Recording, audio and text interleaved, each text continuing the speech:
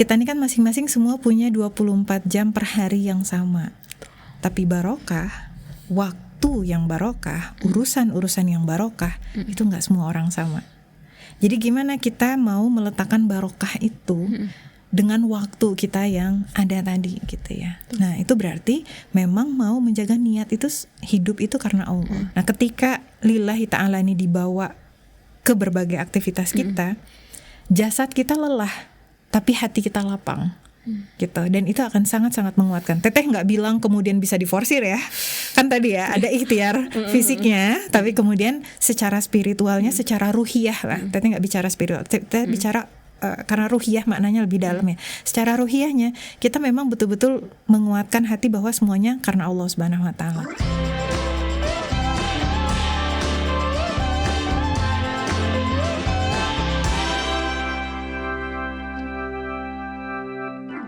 Bismillahirrahmanirrahim. Assalamualaikum warahmatullahi wabarakatuh. Waalaikumsalam warahmatullahi wabarakatuh. Ya, alhamdulillah kembali lagi bareng Bincang Isu bersama Aska, dan hari ini kita kedatangan Teh Karin. Assalamualaikum Teh Karin. Waalaikumsalam warahmatullahi wabarakatuh. Gimana kabarnya Teh?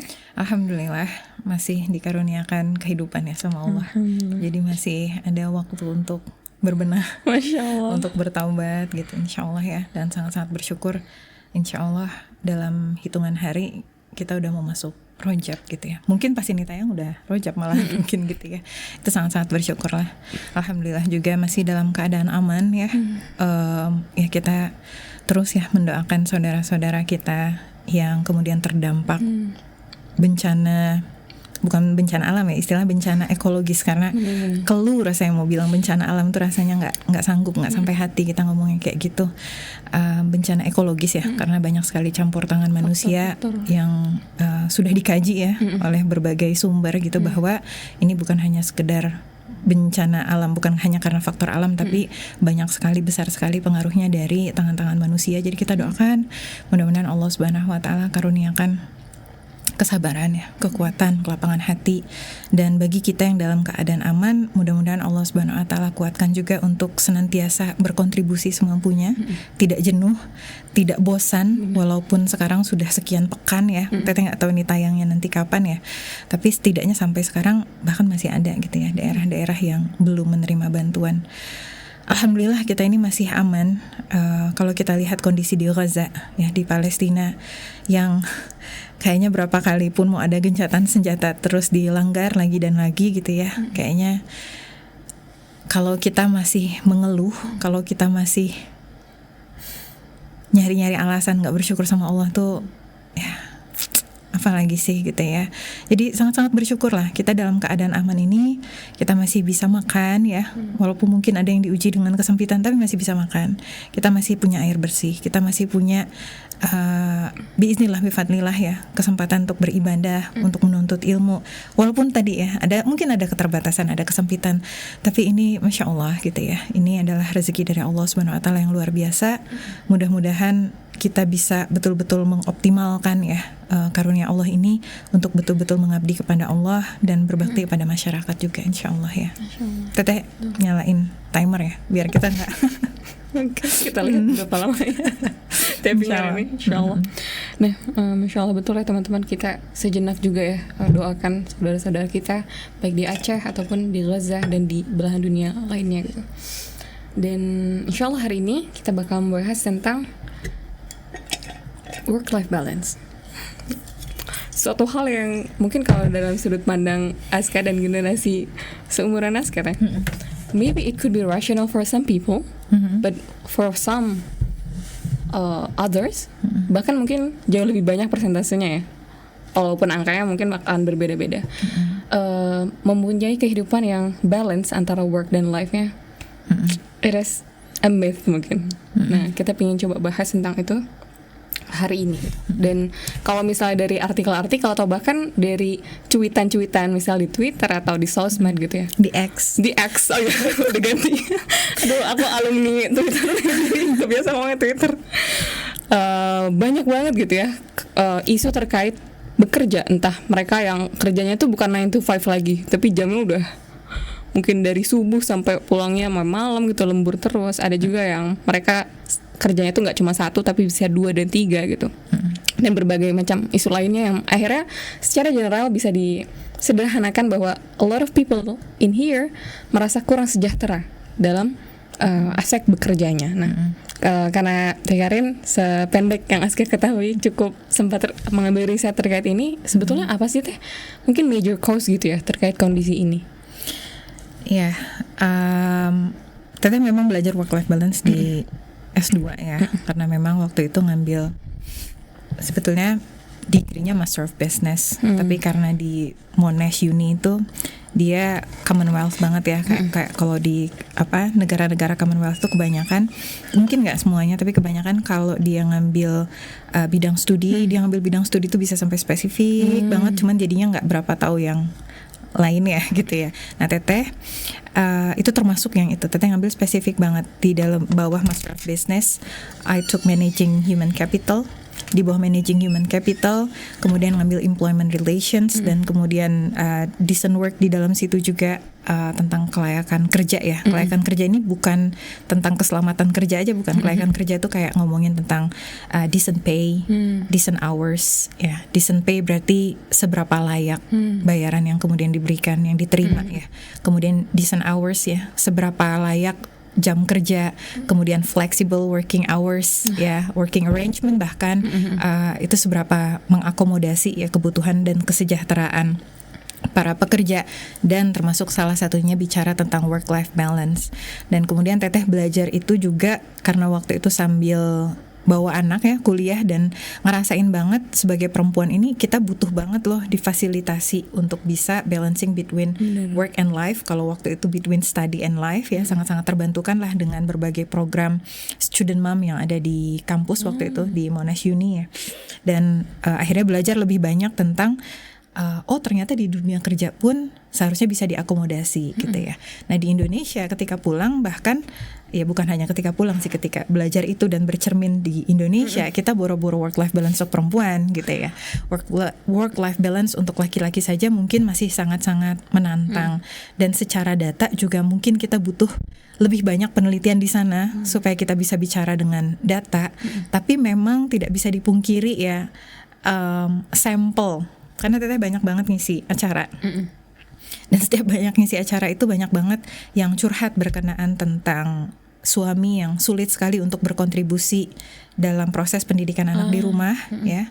Lalu kemudian para perempuan juga itu ketika dalam tuntutan peran tertentu ya yang sangat-sangat urgen, misalnya kayak dokter ya, atau para ahli misalnya, para ahli di bidang-bidang tertentu yang sangat-sangat minim jumlahnya di Indonesia, sangat-sangat dibutuhkan. Tapi di sisi lain juga ada keluarga gitu ya. Ada juga kemudian yang banyak yang curhat mereka harus menanggung kehidupan keluarganya walaupun perempuan ya. Sandwich gen yang walaupun di dalam Islam sebetulnya tanggung jawab mencari nafkah itu kan pada laki-laki ya, tapi banyak kondisi yang memang nggak ideal. Misalnya yang suaminya wafat ya, kemudian yang ditinggalkan harus betul-betul ya sebagai seorang ibu yang kemudian menafkahi anaknya, yang kemudian juga harus bekerja, ditambah ada juga yang menafkahi keluarganya. Pokoknya subhanallah lah gitu ya. Nah berkenaan tadi pertanyaan, kalau ditanya apa penyebabnya, apa tadi? Bisa seamburadul ini. Seamburadul itu sebetulnya ada berbagai faktor ya. Ini kan kita obrolan santai, kita bukan ngobrol purely academic gitu ya. Tapi ada beberapa faktor yang mungkin ya, salah satu yang sangat-sangat ngejelimet saat ini, kombinasi antara supply demand yang tidak sesuai dan juga skill yang dibutuhkan tidak sesuai dengan kebutuhan SDM, kualitas SDM yang kita miliki gitu. Secara umum gitu misalnya ya,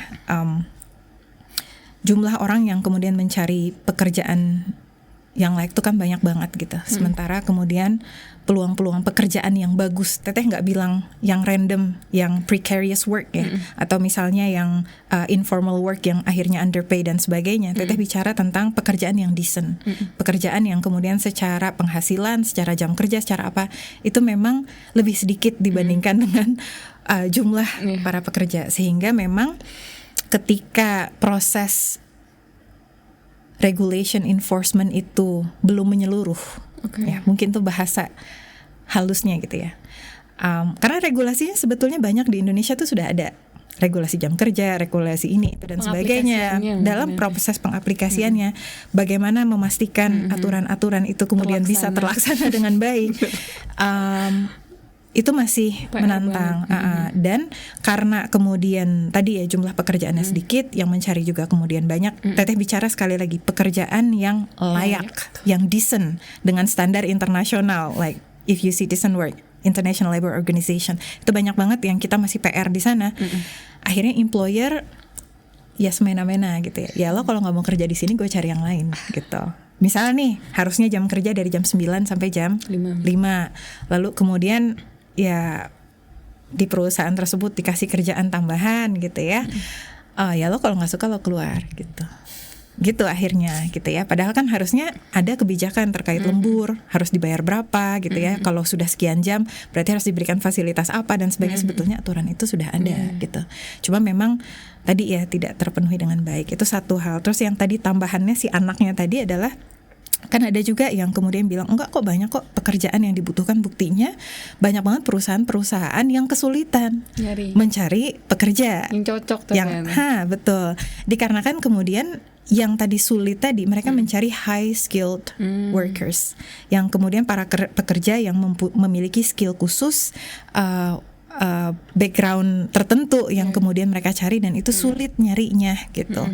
Nah sementara yang tadi bertebaran nggak punya skill itu. Misalnya sebagai salah satu contoh, Teteh belum ngecek ya kalau tahun ini itu berapa gitu. Tapi secara umum, walaupun ini beda-beda, ada yang bilang 5%, ada yang bilang 7%, ada yang bilang 10% gitu ya. Hanya 5, 7, 10% itu, range itu gitu ya di Indonesia yang kemudian menempuh pendidikan S1. Nah, mau nyari high skilled workers tadi itu kan jadi PR banget akhirnya gitu. Nah, bagaimana dengan warga negara Indonesia yang lain? Nah, ditambah juga kemudian kan secara pendidikan juga kita PR banget ya. Udah banyak banget lah yang membahas berkenaan tentang tingkat literasi di Indonesia seperti apa. Kemudian fasilitas pendidikan kita yang sangat-sangat jauh dari merata ya. Ya kalau pergi ke daerah gitu ya, kualitas sekolah itu ya sangat-sangat minim gitu ya. Belum lagi support kepada para guru. Para dosen, sehingga secara bahkan jumlah guru nggak balance dengan murid yang dipegangnya. Itu satu hal. Secara kesejahteraan juga gitu. Jadi kita mengharapkan warga negara Indonesia ini bisa tadi ya, mereka cerdas, mereka produktif, mereka kemudian bisa bersaing dan sebagainya. Tapi memang ya alhamdulillah ya sekarang dengan Menteri Pendidikan yang baru itu banyak banget sebetulnya kebijakan-kebijakan yang diharapkan bisa mengangkat kualitas pendidikan di Indonesia. Tapi kan itu berproses ya. Belum lagi kemudian di Kementerian Keuangan juga ada LPDP yang kemudian terus disupport. Yang terbaru mudah-mudahan itu juga bisa meningkatkan kualitas. Dan Teteh, sepemahaman Teteh, jumlah beasiswa itu baik di tingkat SMA, S1 dan juga seterusnya itu semakin bertambah. Tapi tadi ya itu semuanya butuh proses. Nah sehingga gabungan antara keseluruhan ini intinya adalah melemahkan positioning para pekerja ya, untuk kemudian dia bisa menagih lah hak-hak tadi gitu. Sehingga akhirnya ya itu tadi yang terjadi, jam kerja yang very overload ya. Ditambah lagi dengan skema WFH, working from home, yang kemudian banyak banget dulu dialu-alukan era COVID ya. Ternyata pasca COVID ini malah double. You work you work on office in office, tapi kemudian juga working from home. Dan ketika working from home ini tidak diiringi dengan kebijakan yang tegas, akhirnya pekerjaan itu bisa sampai jam 11 malam, bisa sampai jam 12 gitu malam, betul. Dan kemudian nggak ada libur, Sabtu Ahad juga WhatsApp itu nyala terus dan sebagainya. Jadi WFH tadi gitu, atau flexible working arrangement tadi, itu jauh banget dari konsep yang diusung oleh para akademisi yang menyarankan adanya WFH. Jadi contoh misal gini ya, kalau WFH itu idealnya harusnya dari karena dia working from home, berarti harusnya kantor itu memastikan bahwa dia memiliki fasilitas di rumah. Berarti ada bagian nih dari internetnya, dari mulai listriknya, dari mulai apanya yang disupport sama kantor gitu ya. Bahkan kemudian idealnya adalah yang namanya handphone, yang namanya email, yang namanya laptop itu begitu udah selesai jam kerja udah tutup gitu. Bahkan kalau bisa dipisah gitu ya. Bahkan kalau misalnya di kantor-kantor yang sudah established, mereka menyediakan ini loh handphone yang khusus bekerja. Jadi kalau sudah selesai jam kerja, like you clock in at 8, lalu kemudian selesai jam 5, ya udah ditutup, tinggalin lagi. Dan seharusnya seperti itu. Dan kalau misalnya ada lembur, biasanya kan jam lemburnya itu dibayarnya juga lebih dibandingkan dengan jam yang biasa. Which most of the time gitu ya tidak terjadi di Indonesia gitu ya. Sehingga kemudian harusnya work and life itu gitu, itu kan ada jamnya, ada pemisahnya gitu ya. Udah selesai kerja ya udah gitu. Kalau sekarang akhirnya boundaries itu jadi blur.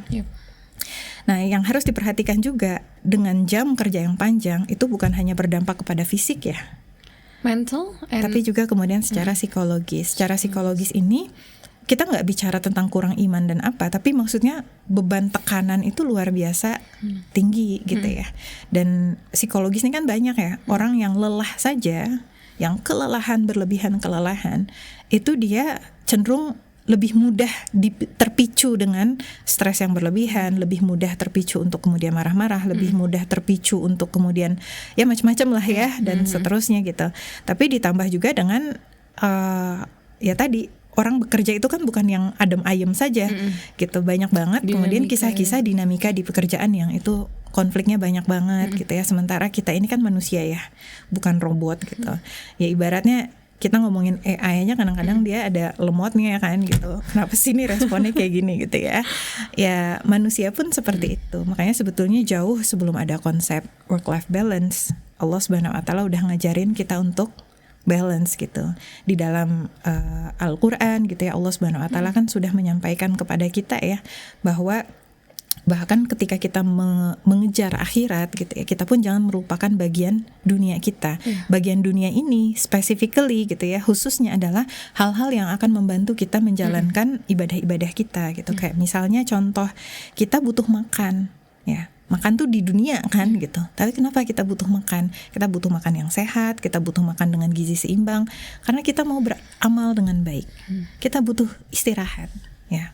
Bahkan Rasulullah SAW melarang kan ya, seorang sahabat yang pada saat itu datang bilang, saya nggak mau tidur gitu, saya maunya sholat aja terus. Nggak boleh gitu ya. Rasulullah SAW itu qiyamul lail, tapi beliau juga tidur, beliau puasa, beliau berbuka, dan beliau juga menikah. Artinya harus balance tadi gitu. Misalnya kayak butuh istirahat. Jadi sebelum ada penelitian yang bilang kita tuh butuh istirahat, Rasulullah SAW udah ngajarin kita tidur awal, bangun awal, qailullah.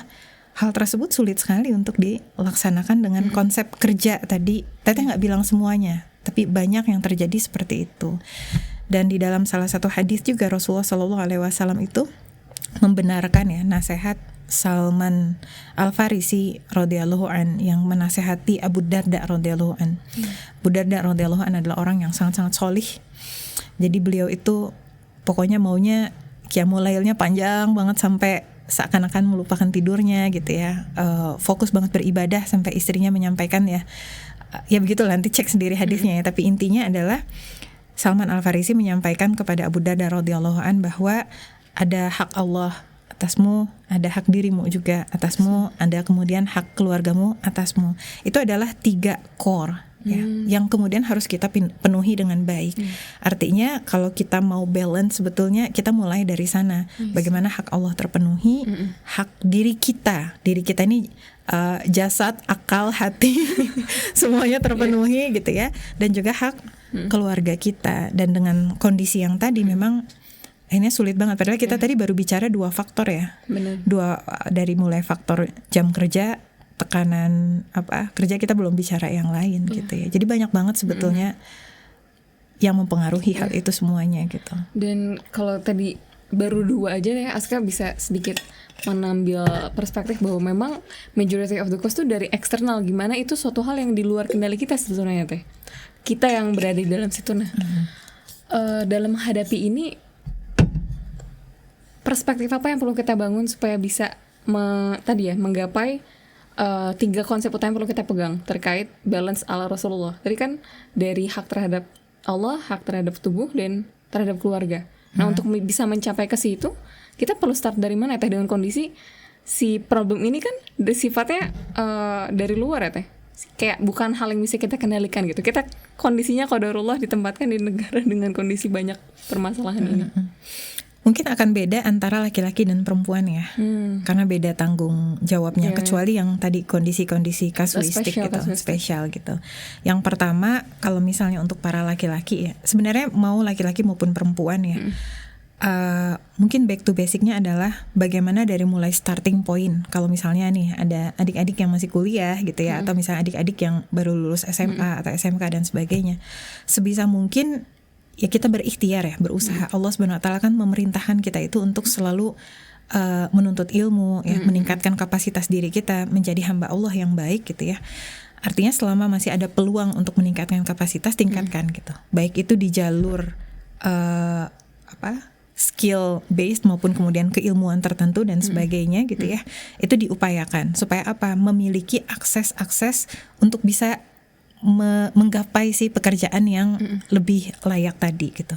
Dan ketika kita secara keilmuan mudah-mudahan meningkat ya, walaupun semuanya takdir dari sisi Allah Subhanahu wa taala, tapi setidaknya by ikhtiar manusianya, by logic ya, logika manusiawinya adalah semakin kita berkapasitas, semakin kita memiliki peluang yang lebih banyak untuk kita bisa memilih ya. Kenapa? Karena akhirnya kapasitas kita lebih langka ya, dan kita dibutuhkan gitu, sehingga kita bisa punya options lah. Itu yang kemudian menjadi mahal gitu ya. Tapi kalau misalnya ini udah dalam tanda petik ini tanggungan sudah banyak, kita bicara yang sudah punya keluarga misalnya gitu ya, sementara belum ada opportunity pekerjaan yang lain gitu dan sebagainya.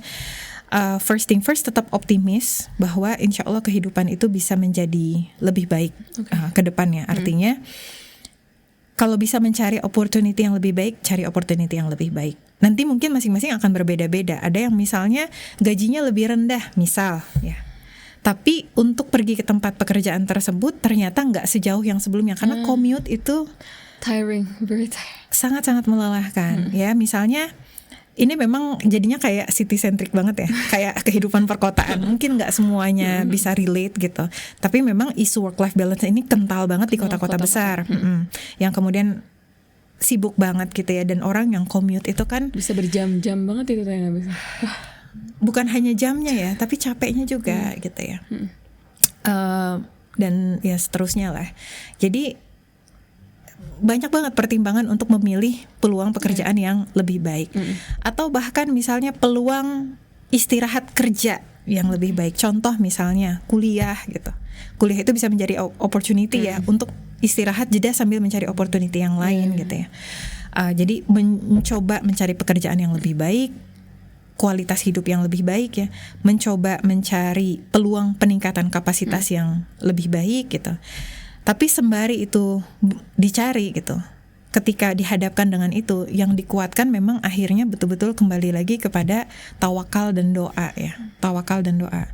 Karena secara logika manusiawinya sangat-sangat gak sehat ya. Misalnya banyak orang, mereka harus keluar ba'da subuh, dimulai bahkan ada yang sebelum subuh, kemudian commute ke tempat kerja.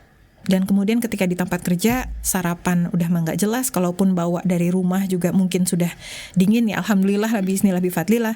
Lalu nyampe ke sana kerja itu straight gitu ya sampai jam 5 amin gitu. Yang lebih misalnya gitu ya, daripada macet udahlah kamu kerja aja deh sampai jam 7 sampai jam 8. Itu kan berarti 12 jam sehari. Ya oke lah ada break, tapi itu 12 jam. Nyampe ke rumah belum tentu langsung istirahat. Nyampe di rumah boleh jadi kemudian bawa kerjaan yang lain, dan itu banyak terjadi gitu ya. Artinya bahkan yang pulang jam 5 sekalipun nyampe rumah apa segala rupa, itu udah capek banget gitu ya. Jadi memang dalam tanda petik kok kayaknya berat banget gitu. Dan kita harus membayangkan ini bukan 1 hari 2 hari, it goes for days, weeks, months, or even years gitu. Makanya kemudian banyak banget ya, Teteh nggak berani ngomong secara statistiknya seperti apa, tapi setidaknya sudah sangat banyak gitu kasus-kasus di mana di generasi kita millennial and Gen Z yang kemudian usia 40-an gitu ya, itu sakitnya itu udah macam-macam banget ya. Karena udah terforsir Karena udah banget. banyak banget gitu ya. Dan di dalam Islam kan kita tidak diajarkan seperti itu. Nah, sehingga kita mau menembus batas-batas yang gak logik tadi gitu. Itu gimana? Tawakal sama Allah, kuatkan doa sama Allah. Dan yang namanya tawakal itu kan berarti ya kita harus mendekatkan diri sama Allah Subhanahu wa Ta'ala, agar ketika jasad ini sebetulnya sudah tidak mampu lagi menanggung, terutama yang para laki-laki tadi. Misalnya kayak contoh gini ya, ada para istri yang menjadi, teteh nggak mau bilang korban, tapi kayak Terdampak mungkin ya Teh. secara berlebihan mengambil konsep fatherless itu tidak sesuai dengan proporsinya ya. Jadi isu fatherless yang sempat ramai dan sebagainya, ya nih nanti anakku jadi fatherless nih, soalnya suamiku berangkat subuh pulang malam gini-gini. Ya pertanyaan pertama, emang suaminya mau gitu kan? Ya, pertanyaan kedua, kalau misalnya suaminya berhenti, terus mau kerja di mana? Dan ini kejadian gitu ya. Ketika misalnya ada istri yang, bukan misalnya, ada kejadian, istri dia komplain, suaminya gini-gini, disuruh keluar. Begitu keluar susah nyari pekerjaan yang lain. Terus akhirnya marah-marah, kenapa penghasilan berkurang ini tuh. Jadi jangan buru-buru gitu. Jangan tergesa-gesa gitu ya. Yang namanya beda antara laki-laki dan perempuan, makanya tadi saya sampaikan mungkin akan berbeda. Kalau laki-laki, kalau ketika nggak ada pilihan yang lain gitu ya, insya Allah setiap detik dan usahanya tadi itu akan jadi pahala yang luar biasa di sisi Allah Subhanahu wa Ta'ala. Tapi tadi harus betul-betul dikuatkan gitu ya, kedekatan hatinya sama Allah, supaya pada saat jasad itu tadi secara logika kayaknya udah nggak sanggup gitu ya, Allah Subhanahu wa Ta'ala akan mampukan gitu. Allah Subhanahu wa Ta'ala akan mampukan, karena memang kita hidup dalam kondisi yang sangat-sangat tidak ideal gitu ya. Kemudian bagi para pekerja tadi, para laki-laki yang dengan stres apa segala rupa, ketika hubungan dekat sama Allah, maka insya Allah mudah-mudahan biiznillah bifadlillah akan lebih dimudahkan hatinya untuk bisa tetap tenang. Artinya dimarahin sama orang, ditikung sama orang dengan berbagai dinamika ya, direndahkan orang di apa segala rupa, tetap terhubung sama Allah Subhanahu wa Ta'ala. Ingat bahwa ini cuma sebentar, bahwa semuanya akan bernilai pahala di sisi Allah Subhanahu wa Ta'ala, bahwa kemudian setiap rupiah yang diberikan kepada keluarga itu bernilai pahala ya. Nah itu kalau buat yang laki-laki ya. Kalau untuk perempuan, karena dia tidak dibebankan untuk mencari nafkah dalam kondisi normal. Sekali lagi kita nggak bicara tentang Kasuistik, kita belum bicara tentang kasuistik ibu yang ditinggal wafat suaminya, atau misalnya yang harus menafkahi keluarganya atau rasa apa dan sebagainya gitu ya. Ketika kondisi pekerjaan itu melalaikan tanggung jawabnya yang lain, dia bisa memilih opsi amal soleh yang lain gitu. Sekalipun mungkin secara penghasilan kurang, sekalipun misalnya secara ya macam-macam lah ya. Teteh mau nyebut takut nanti kejauhan ngobrol di bagian sana. Kenapa? Karena tadi dia memiliki tanggung jawab yang tidak bisa digantikan dalam bab ibadah, udah jelas ya, ibadah kepada Allahnya. Lalu kemudian dalam bab anak ya, yang kemudian menjadi tanggung jawab kita yang utama gitu. Sehingga prinsipnya adalah tadi hadisnya kan ya, Allah, diri, keluarga ya. Kalau yang tiga ini kemudian selesai, baru kemudian yang lain disesuaikan. Jadi kalau amal di luar keluarga itu fleksibel masih gitu. Tapi kalau misalnya yang di dalam itu kan kurang fleksibel. Sambil misalnya mempersiapkan dulu support system. Jadi kalau misalnya mau bekerja di luar rumah, siapkan dulu support systemnya. Ini anak-anaknya seperti apa gitu. Dan sebisa mungkin nggak sampai yang overwork tadi ya, karena kan tadi punya pilihan ya kalau yang perempuan, kecuali dalam kondisi-kondisi yang khusus gitu. Nah tinggal nanti baik laki-laki maupun perempuan, jikalah dimungkinkan ya, bekerjalah secara profesional selama mungkin ya. Misal gini, jam kerja dari jam 8 sampai jam 5, walaupun orang stay ya udah pulang. Yang kemudian dikasih kerjaan lembur dan sebagainya, kalau kondisinya memungkinkan gitu ya, beranilah untuk berkata tidak gitu. Enggak ya gitu. Kalau nggak dipromosiin nggak apa-apa gitu. Karena itu di luar dari tanggung jawab kita. Tanggung jawab kita misalnya kita komitmen nih dari jam 8 sampai jam 5. Ya udah kerjain dari jam 8 sampai jam 5. Kalau bisa afford handphone kedua ya mangga gitu ya. Supaya kemudian tadi bisa punya boundaries yang baik. Walaupun tadi ya banyak sekali kasus itu tidak memungkinkan. Nah, kemudian ketika ada waktu istirahat, baik itu istirahat di kantor maupun istirahat di rumah, be strategic gitu. Harus betul-betul disiplin dan mengambil keputusan dengan strategis gitu ya. Misalnya contoh istirahat siang, apa dulu first thing first? Sholat dulu. Nantilah dulu ngomongin yang lain gitu ya. Sholat dulu, kemudian ambil waktu beberapa menit untuk berzikir. Karena kan zikir, tasbih, tahmid, takbir itu nggak lama. Ya, ambil waktu beberapa menit untuk betul-betul berdoa, ya, betul-betul tumpah ruahkan rasa itu semuanya ada di sana. Lalu kemudian ambil bagi yang sudah bisa membaca Al-Quran beberapa menit untuk kemudian membaca ayat-ayat Al-Quran dan merenungkan isinya. Lalu kemudian kalau ada yang belum bisa baca Al-Quran, baca aja dulu artinya, atau baca buku sirah, atau baca buku hadis, atau dengerin kajian, atau apapun. Gak usah lama-lama, 10 menit, 15 menit dapat beberapa halaman. Lalu makan pun jangan banyak ngobrol gitu. Yang sering kali kemudian ngabisin waktu itu kan bagian ngobrolnya. Cari makanan yang mudah. Kalau misalnya setiap kali makan siang harus pergi ke mall apa gitu ya, dan seterusnya memang akan susah. Atau misalnya harus pergi kemana gitu dan sebagainya. Kalau misalnya bisa bawa bekal ya alhamdulillah, it will save your time gitu. Lalu kemudian ketika itu terpenuhi, mudah-mudahan ya lebih apa ya, lebih fresh lah gitu. Amin kalau bisa qailullah gitu ya, bisa tidur siang sebentar. Walaupun teteh nggak tahu seberapa visible karena ini mindsetnya kita bicara tentang kondisi-kondisi di kota-kota besar yang memang sangat-sangat sibuk.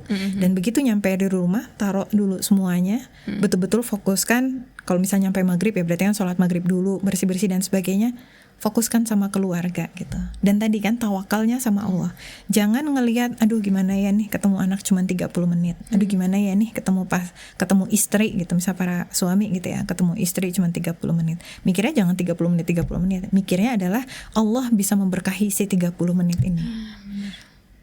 Amalan yang dicintai oleh Allah itu kan kata Rasulullah SAW adalah amalan yang kontinu, walaupun dia sedikit. Dalam hubungan dengan pasangan, hubungan dengan anak gitu ya, itu juga berlaku gitu ya. Dalam kondisi yang tidak ideal tadi, itu usaha yang kemudian bisa dilakukan. And please be kind to yourself. Be kind to yourself itu dalam artian, tadi kan di dalam hadis itu prioritas tuh diri kita ya. Tolong dong ditunaikan hak dirinya. Itu yang sering banget. Karena ketika kita muda, ya alhamdulillah ya, bismillah bifadlillah, kita kayak petantang-petenteng nih kemana-mana gitu ya. Gue masih kuat kok begadang, gue masih kuat kok ini itu. Iya sekarang, tapi dampaknya kerasanya boleh jadi belakangan gitu ya. Jadi sebisa mungkin jam tidur masing-masing orang tuh kebutuhannya bisa berbeda-beda tergantung kondisi vitalitas fisiknya dan sebagainya gitu ya. Tetapi yang jelas kan kata Rasulullah SAW, tidur awal bangun awal. Jadi kalau biasa tidur 8 jam misal ya, kayak mewah banget. Sepertinya sudah tidak ada 8 jam. Ya, well, let's say 8 hours ya, 8 jam. Lalu kemudian mau bangun jam berapa? Kita bicara yang umumnya aja lah, misalnya jam 4 lah. Misalnya belum tahajud, belum apa segala rupa. Masih gimana caranya bisa bangun subuh dan seterusnya gitu. Mau bangun jam 4 ya, berarti tarik mundur 8 jam, berarti harus tidur jam berapa tuh? Jam 8 malam ya. Jadi udah naruh anak-anak ke tempat tidur, langsung tidur. Ada yang misalnya bisa tidur 5 jam ya, berarti di tolak mundur gitu ya. Misalnya kayak gitu. Nah tapi kemudian kan kita maunya bangun awal, nanti digeser dikit-dikit gitu. Gimana yang awalnya bangun jam 4 bisa bangun jam setengah 4, yang awalnya setengah 4 bisa bangun jam 3. Apalagi sebentar lagi kita insya Allah mau masuk Ramadan gitu ya. Jadi sedikit tapi mudah-mudahan dia akan berdampak. Nah terakhir, karena tadi kita bicara juga tentang fisik, be kind to yourself, termasuk juga dalam olahraga dan makanan. Itu hal yang sering banget udah jadi suatu hal yang dieliminasi bahkan teh, terkait olahraga apalagi. Bahkan kadang udah olahraga belum, udah jalan it's already included as olahraga gitu. Saking nggak kepikiran lagi untuk masukin olahraga tuh kapan. Memang butuh keimanan yang kuat ya untuk betul-betul. Jadi gini, kan mukmin yang kuat itu lebih dicintai sama Allah dibandingkan mukmin yang lemah. Mukmin yang kuat ini kalau kita pelajari tafsir hadisnya, dia baik kuat secara fisik, kuat secara harta, kuat secara wawasan, dan kuat juga secara pengaruh gitu ya di masyarakat, kontribusinya tuh banyak gitu. Jadi mukmin yang kuat nih banyak, tapi salah satu yang udah jelas adalah secara fisik. Jadi kita niatkan itu semata-mata karena Allah Subhanahu wa taala, dari mulai makanan gitu ya, betul-betul dijaga deh, hindari makanan-makanan yang tidak bergizi, makanan-makanan yang justru lebih banyak merusak gitu ya. Dari segi olahraga, oke lah misalnya turun dari komuter ke kantor, jalan kaki bolak-balik itu termasuk dari olahraga gitu. Tapi mungkin bisa dipelajari juga stretching yang between work ya, simple stretch, kayak misalnya jangan sampai usia 30-an tulang belakang sudah bermasalah. Iya, itu banyak loh terjadi. Karena kan duduk berjam-jam. Generasi kita kerjanya pakai laptop, teteh bahkan pakai timer. Kalau misalnya lagi untuk reminder ya teh sekali. Betul. Misalnya kadang kerjaan teteh membaca, menulis dan berpikir, jadi duduk gitu ya. Kadang-kadang lupa gitu. Teteh pasang timer. Oke, teteh harus bangun, stretching, gerakan-gerakan tertentu dan sebagainya, kan sekarang banyak ya. Tanya ke para dokter gitu ya, sama ahli fisioterapi gitu. Makanya tadi keimanan kan sumber motivasi terbesar kita ini datang dari Allah. Ya Allah, saya ingin olahraga karena saya ingin bisa berkontribusi dengan baik, saya ingin bisa sehat dan bisa beribadah dengan baik, saya ingin bisa mendampingi keluarga dengan baik gitu. Asika tadi baru banget mau nanya terkait seperti apa sih tips teknis bahkan bare minimum, karena kadang ketika orang baru misal membaca oh ya kita tuh harus work life balance, mungkin setting targetnya too high, jadi akhirnya ikut stres juga, dan karena ketika kita lelah tuh regulasi emosi pun juga pasti terpengaruh, dan pada akhirnya malah boro-boro work balance malah makin stres gitu, mikirin pingin ideal tapi susah gitu. Kalau misalnya terkait amalan teh, apakah ada nggak sih mungkin amalan rahasia yang bisa jadi bekal pertama nih untuk kita start menuju balance, nggak hanya life yang mungkin tadi terkait diri dan keluarga, tapi juga terkait amalan, kan startnya dari situ sih teh kayaknya. That's a good question ya, karena kita biar nggak cuma bicara masalah tapi ada solusinya gitu ya. Selain dari tips-tips teknikal yang tadi, kan tadi ya disampaikan, mau melaksanakan itu semua tuh butuh keimanan yang kuat gitu. Nah, mau keimanan yang kuat nih mulai dari mana sih? Kita mau tipsnya bisa melaksanakan itu semuanya. Ada salah satu hadis, teteh pernah sampaikan juga kalau nggak salah di salah satu podcast ya. Teteh lupa podcast di sini atau yang lain. Rasulullah SAW menyampaikan di dalam salah satu hadis yang sahih, barang siapa yang dia itu niat hidupnya karena Allah, maka Allah itu akan mengumpulkan segala urusan-urusannya. Maksudnya akan dijaga urusan-urusannya. Dan Allah akan meletakkan kekayaan di dalam hatinya gitu ya. Dan itu kita butuh banget, karena kita ini kan masing-masing semua punya 24 jam per hari yang sama. Tapi barokah, waktu yang barokah, urusan-urusan yang barokah, itu gak semua orang sama. Jadi gimana kita mau meletakkan barokah itu dengan waktu kita yang ada tadi gitu ya. Nah, itu berarti memang mau menjaga niat itu, hidup itu karena Allah. Kalau di narasi yang lain disampaikan bangun tidur di awal hari itu yang diingat adalah Allah. Makanya sebetulnya ketika kita bangun tidur itu bukan sekedar formalitas ketika kita bilang alhamdulillah hilladzi ahyana ba'da ma amatana wa ilaihin nusyur. Itu bukan sekedar formalitas, tapi itu mau mengingatkan diri kita. Ya, untuk ketika kita bangun tuh nggak langsung yang jam berapa nih langsung berenang gitu ya. Kita duduk sejenak untuk kemudian betul-betul merasakan doa itu. Oh ya, saya hidup karena Allah Subhanahu wa taala gitu. Nah, ketika lillahi ta'ala ini dibawa ke berbagai aktivitas kita, jasad kita lelah, tapi hati kita lapang. Gitu, dan itu akan sangat-sangat menguatkan. Teteh nggak bilang kemudian bisa diforsir ya, kan tadi ya ada ikhtiar fisiknya, tapi kemudian secara spiritualnya, secara ruhiyah lah. Teteh nggak bicara spiritual, teteh bicara karena ruhiyah maknanya lebih dalam ya. Secara ruhiyahnya kita memang betul-betul menguatkan hati bahwa semuanya karena Allah Subhanahu wa taala. Nah, mau menjaga niat nih gimana caranya? Balik lagi kepada konsep zikrullah yang berapa kali dibahas di podcast Umiaan, pernah ngebahas teh Konit juga udah pernah ngebahas, teteh juga kalau nggak salah pernah ngebahas berkenaan tentang zikrullah. Allah bidzikrillah tatmainnul qulub. Hanya dengan mengingati Allah hati itu menjadi tenang, menjadi tentram. Zikrullah itu jadi modal banget di zaman kita sekarang. Kenapa? We're so busy. Ya, banyak banget kesibukan dan huru-hara dan di mana-mana begitu ya. Lisan kita ketika berzikir kepada Allah Subhanahu wa taala, insyaallah biiznillah bifadlillah hati kita pun akan dibimbing untuk berzikir kepada Allah Subhanahu wa taala.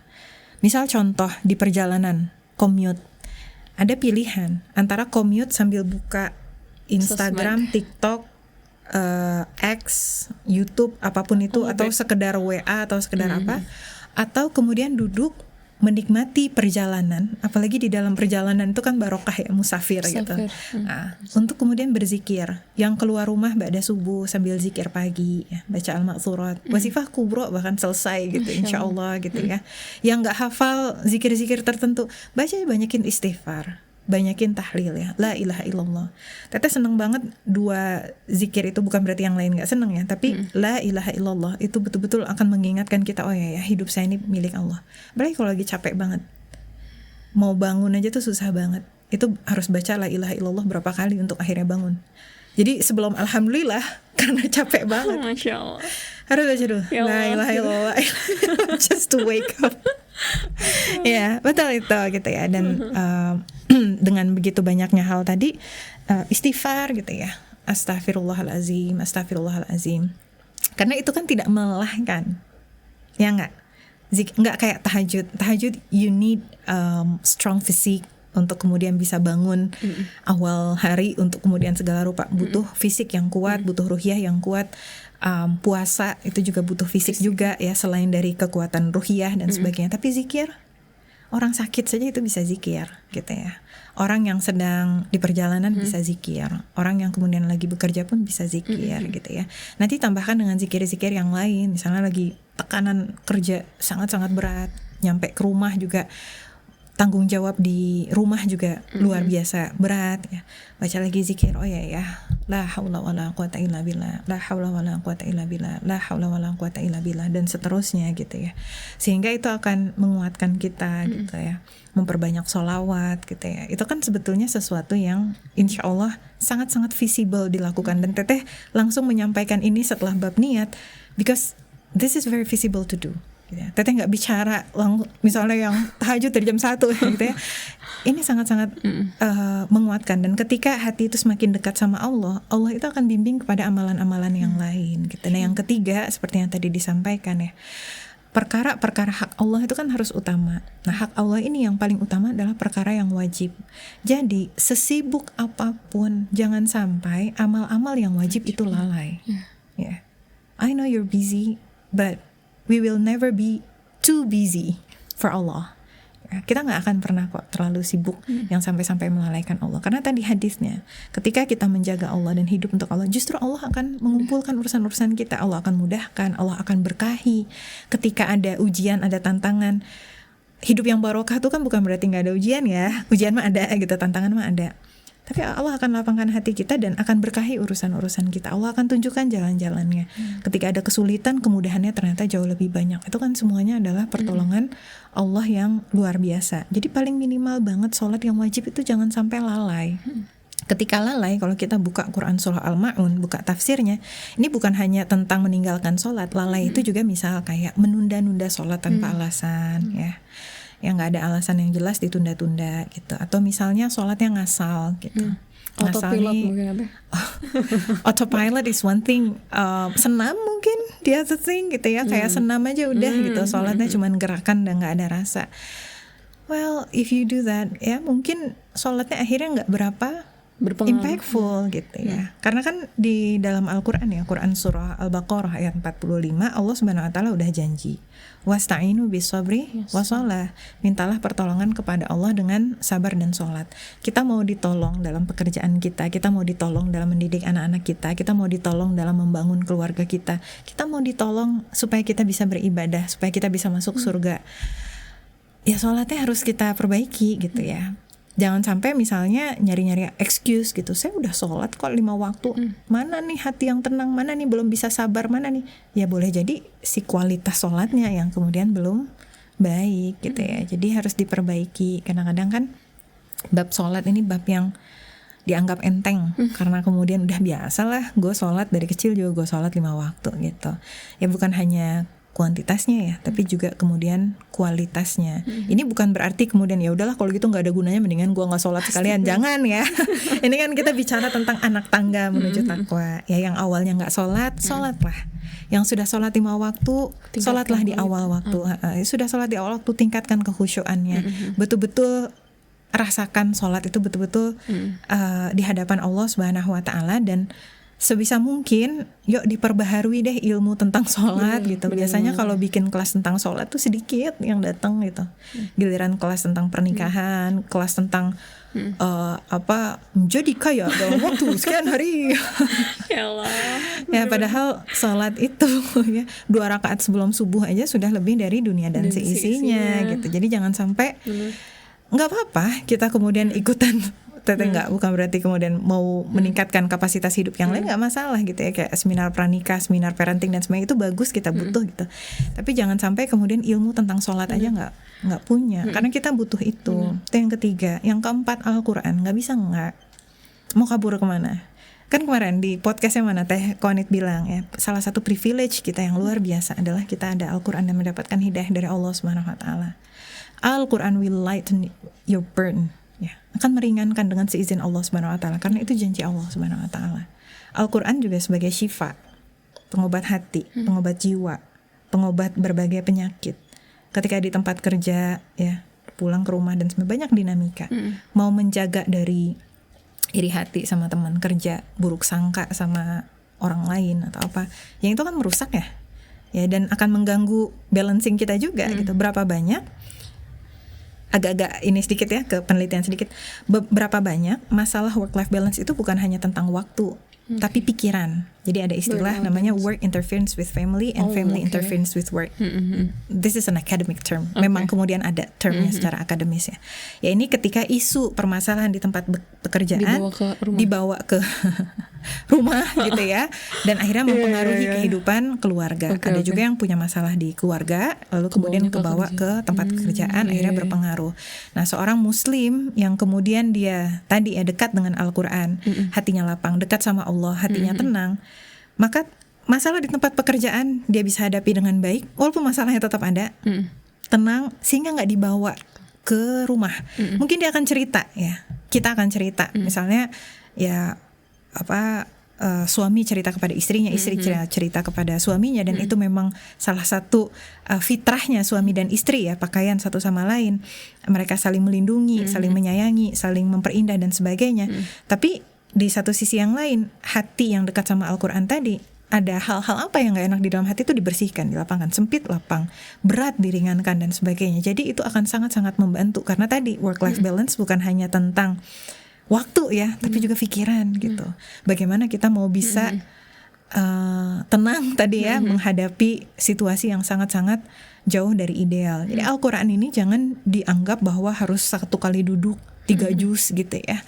Susah kalau ngebayanginnya seperti itu bagi para pemula ya. Kalau yang sudah ahli mah mungkin gitu bisa bangun jam 2 tilawah 3 juz gitu ya. Tapi buat yang misalnya baru-baru hijrah dan sebagainya, bagi yang sudah bisa membaca Al-Quran tadi ya, start with how many pages you can ya. Kayak misalnya mau 1 halaman, it's okay. 2 halaman, it's okay. Yang penting continue, konsisten tadi.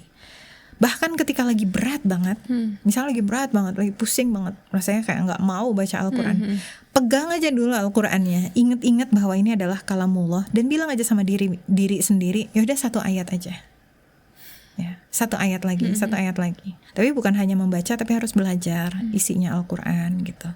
Misalnya kayak ya tafsir Al-Quran surah-surah yang sederhana gitu ya, yang sering dibaca pada saat sholat, seenggaknya tahu gitu isinya apa. Dan belajar tafsir itu kan gak harus semuanya kuliah ngambil S1 tafsir ya. Ada yang kemudian mengambil kuliah langsung di bidang tafsir untuk menjadi ulama ya, menjadi ustadz, dan itu sangat-sangat dibutuhkan. Tapi bagi yang kemudian tadi para pekerja, para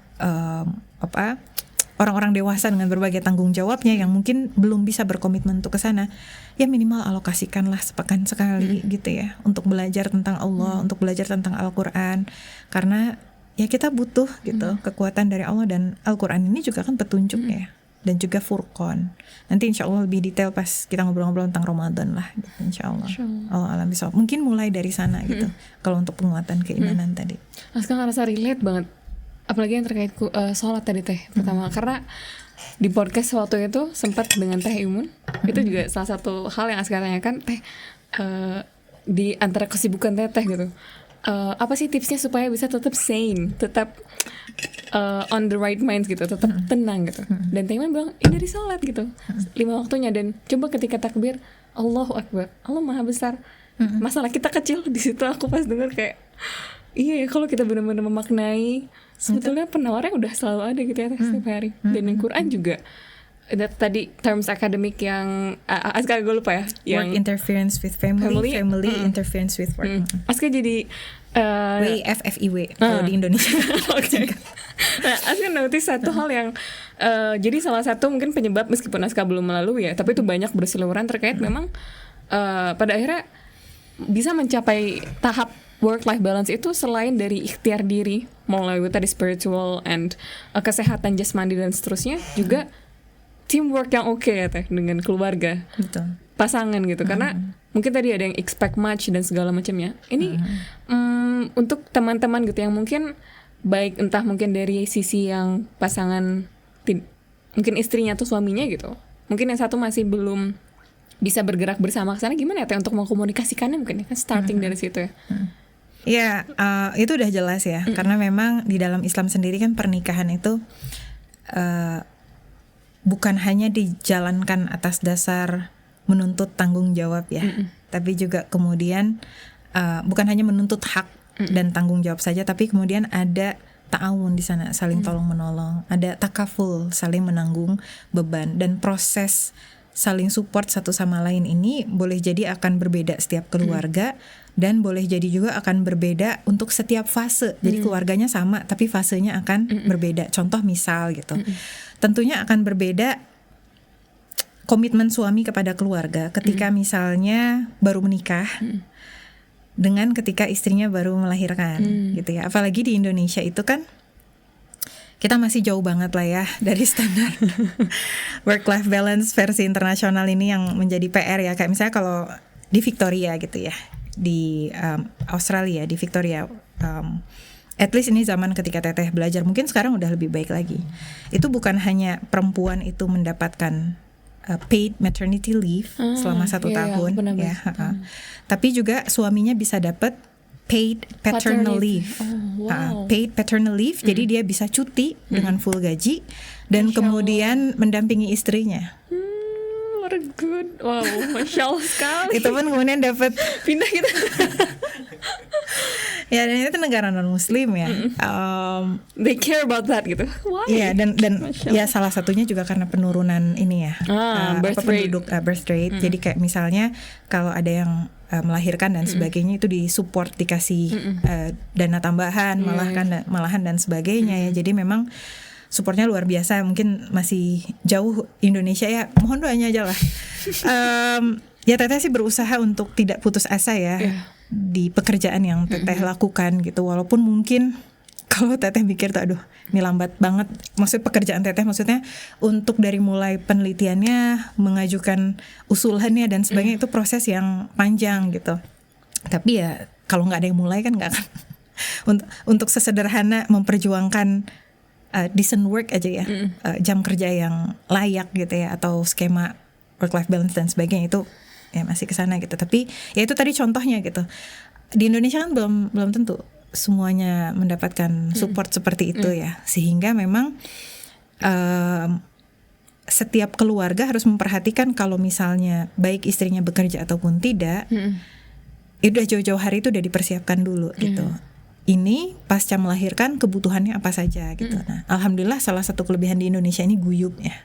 Guyup tuh dalam artian kalau di luar ya belum tentu kayak orang-orang karib kerabat dan sebagainya ngebantuin. Kalau di Indonesia tuh minimal biasanya orang tuanya ya, walaupun nggak semuanya, biasanya orang tuanya akan turut membantu gitu ya, ngajarin ini itu dan sebagainya gitu. Walaupun ya sekali lagi kembali kepada kondisi masing-masing, karena ada juga yang hubungan sama orang tuanya banyak banget luka ya, sudah dimaafkan tapi misalnya orang tuanya belum berubah jadi toksik ya, itu mah berarti jangan jadikan opsi gitu ya. Jadi silahkan dikondisikan macam-macam, tapi yang jelas dipersiapkan jauh-jauh hari gitu supaya kemudian nanti bisa lebih prepare gitu, apa saja yang kemudian perlu, langkah-langkah apa yang kemudian harus diambil gitu jauh-jauh hari. Nah itu support suami, kalaulah dimungkinkan ngambil cuti, ambillah dulu cuti gitu. Karena kondisi pasca istri melahirkan itu bukan hanya kondisi fisik ya, tapi emosionalnya juga itu luar biasa gitu ya. Secara ya beban fisik tadi satu hal, tapi juga kemudian secara apa bahasanya ya, bukan hanya emosional tapi juga penyesuaian membangun rutinitas yang baru gitu. supaya itu kemudian bisa ajak, itu butuh banget support kayak gitu. Nah bagi para perempuan juga coba dilihat-lihat gitu ya, apakah pekerjaan yang mau diambil pasca melahirkan tadi itu memang tidak bisa ditunda, seberapa urgen kalau support sistemnya belum siap dan sebagainya. Nah itu balik lagi kemudian kepada diskusi tentang kemuslimahan yang kalau nggak salah pernah kita bahas pada saat itu akan sangat-sangat berpengaruh ya berkenaan tentang support system. Nanti sudah ajak gitu misalnya, mungkin gantian istrinya yang kemudian lebih suportif dan lebih memaklumi ya kondisi suaminya gitu, misalnya dalam tekanan-tekanan pekerjaan, misalnya kayak akhir tahun ini kan banyak banget nih yang dikejar macam-macam, mungkin akan bisa lebih suportif kalau misalnya suaminya sedang tidak bisa lebih banyak support di rumah dan sebagainya gitu.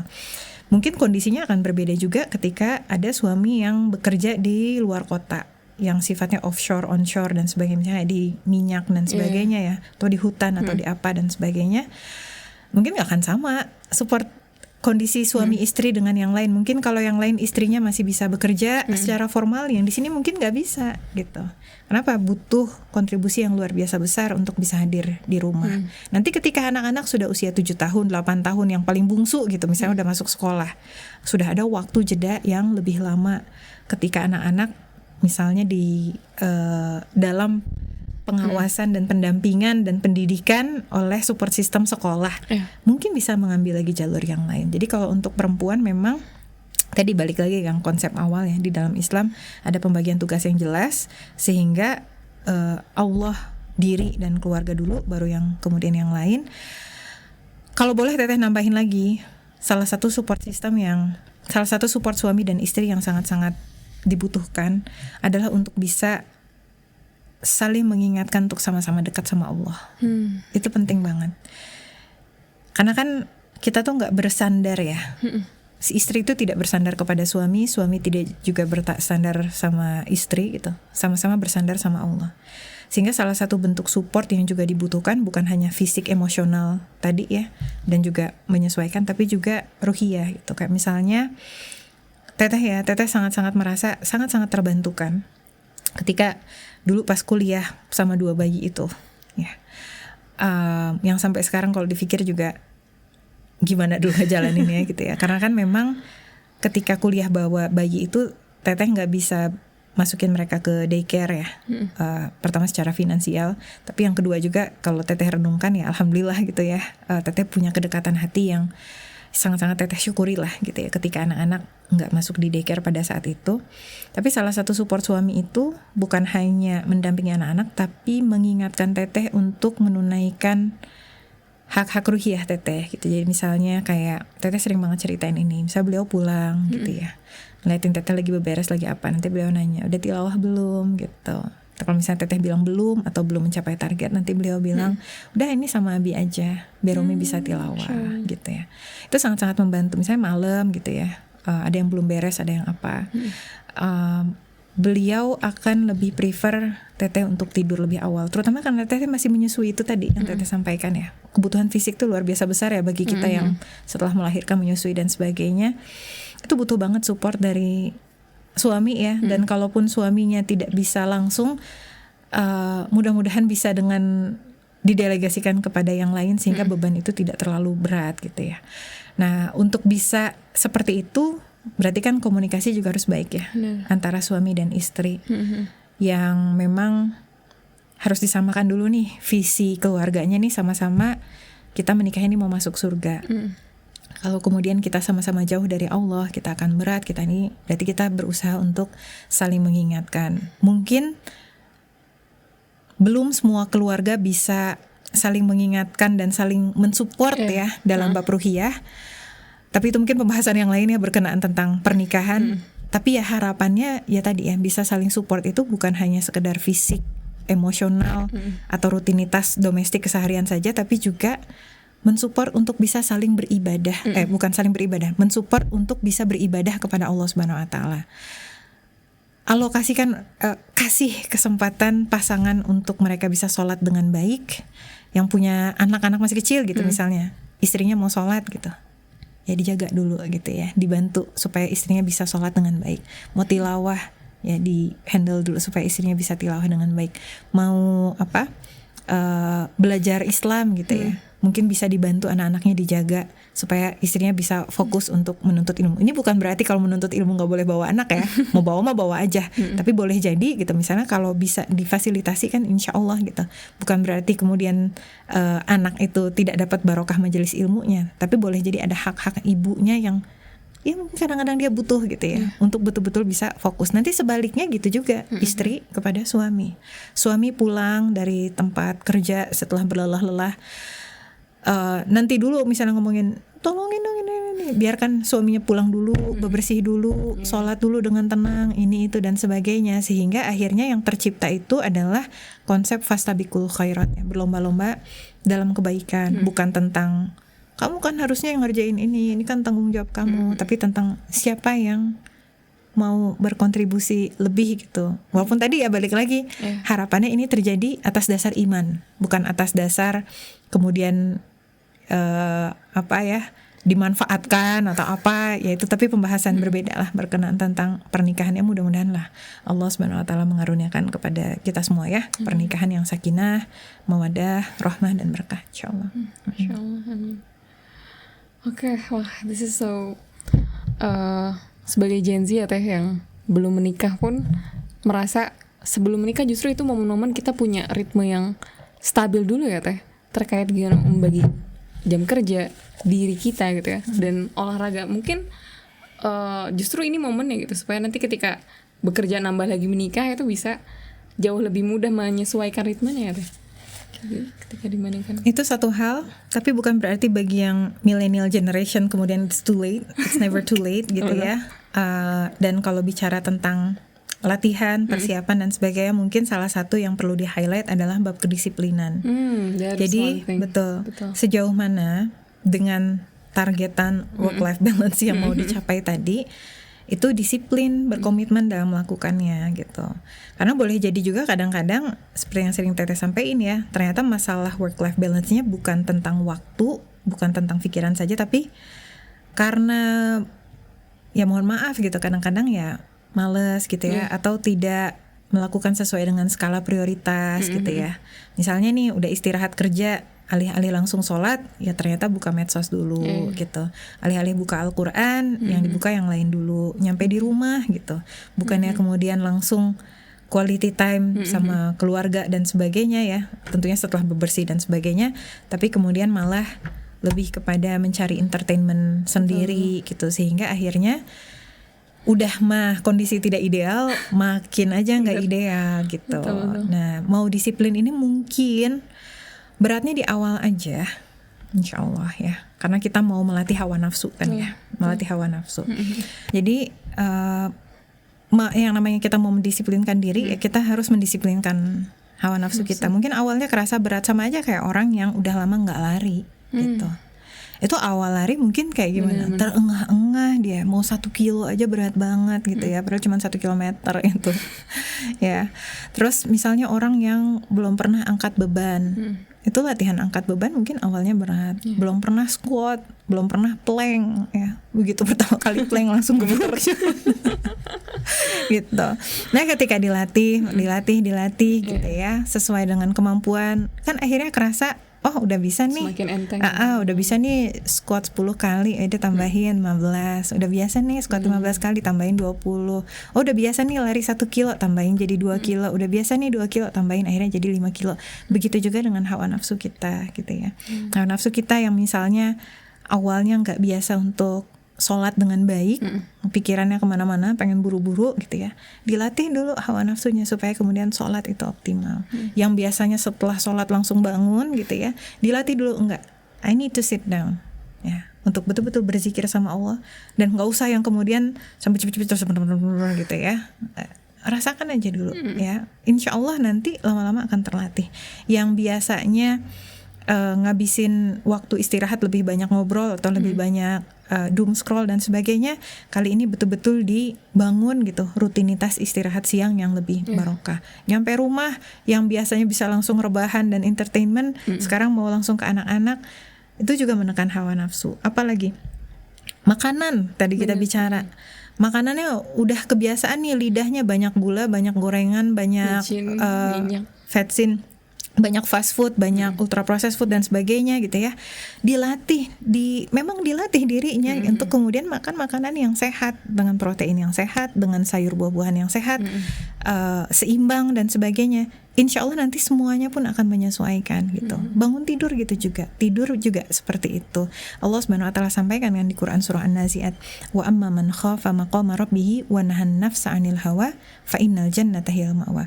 Barang siapa yang dia takut sama Allah dan dia kemudian menahan hawa nafsunya, baginya adalah surga. Jadi balik lagi kuncinya tadi ya, gitu. Bangunkan rasa takut kita sama Allah, rasa harap kita sama Allah, sehingga kita mau betul-betul disiplin, sehingga dalam kondisi yang bahkan secara logika tidak ideal, Allah Subhanahu wa taala akan tetap menjaga semua urusan-urusan kita. Mungkin belum ideal banget work-life balance-nya ya, sembari mencari opportunity yang lebih baik, tapi setidaknya kehidupannya tetap bisa barokah gitu ya. Allah alam. Insyaallah. Jazakallah khair Teh Karin. Iya, aku hari ini. Emang sih yang melawan hawa nafsu itu mungkin jadi salah satu, setelah bikin planning selama keberjalanan menjalankan plan itu harus menjaga hawa nafsunya gitu ya. Dan pun kalau sesekali gagal melawan, nggak apa-apa, diterusin lagi aja. Terusin lagi. Kalau bisa jangan ditinggalkan sama sekali gitu. Misal punya targetan tilawah berapa halaman gitu. Terus nggak bisa, ya udah 1 halaman, nggak bisa 1 halaman, ya udah setengah halaman, nggak bisa setengah halaman, ya udah berapa ayat gitu. Minimalnya. Iya gitu. Insyaallah, jazakallah khair Teh Karin. Wa iyyakum ahsanal jazaa. Hari ini. Dan makasih banyak juga teman-teman udah nyimak sampai akhir. Insyaallah kita ketemu lagi di bincang isu berikutnya bareng sama Teh Karin lagi. Insyaallah. Ditunggu episode berikutnya. Wassalamualaikum warahmatullahi wabarakatuh. Waalaikumsalam.